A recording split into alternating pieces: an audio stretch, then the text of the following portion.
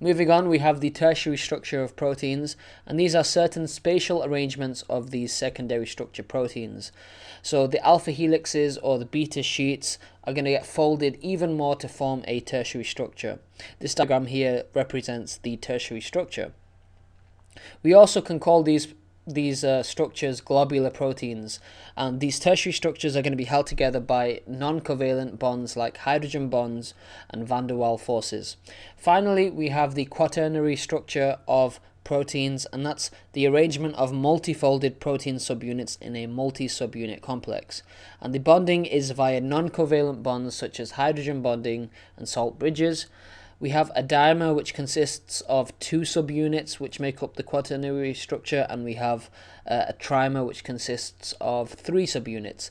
An example of a quaternary structure protein is hemoglobin.